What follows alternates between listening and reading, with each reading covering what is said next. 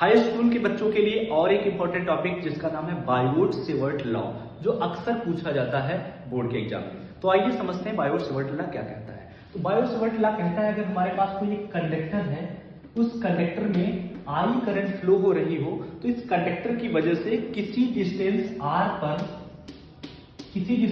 पे कोई point P है, वहां पर मैग्नेटिक फील्ड कितनी होगी वो बताता है बायोट-सेवर्ट। तो हम मान लेते हैं ये इसकी लेंथ, एलिमेंट्री लेंथ dl ले लेते हैं। एलिमेंट्री का मतलब होता है छोटा सा इसका टुकड़ा। इसकी वजह से r पॉइंट पे मान लेते हैं मैग्नेटिक फील्ड dv है। तो ये dv किन-किन फैक्टर पे डिपेंड करती है ये हम जानेंगे।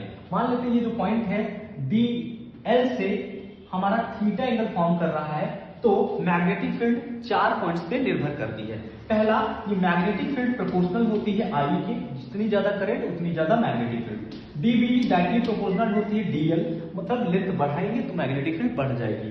दूसरा, dv यानी magnetic field is directly proportional to the sine of the angle made from the dl, यानी dl एलिमेंट्री लेंथ से जितना पॉइंट एंगल बनाएगा उसके डायरेक्टली प्रोपोर्शनल होती है। और यही मैग्नेटिक फील्ड प्रोपोर्शनल होती है 1/r²। It means that the magnetic field at the point is directly inversely proportional to the square of the distance between dl यानी elementary length and points.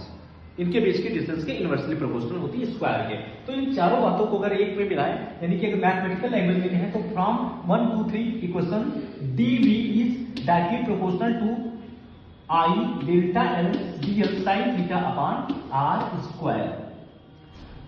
In the procedure, if we remove the proportionality sign, we put a constant here. Thereby we get delta dv equals to what?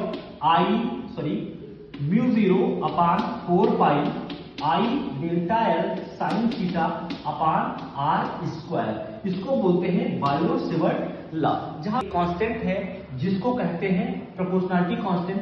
mu0 upon 4 पाई की जो value होती है वो 1 × 10⁻⁷ होती है, जिसका unit weber into metre upon ampere होता है। ठीक है, ये एक वेक्टर क्वांटिटी है और इसकी डायरेक्शन पता करने के लिए हम लोग फ्लेमिंग लेफ्ट हैंड रूल या राइट हैंड पाम रूल का इस्तेमाल करते हैं।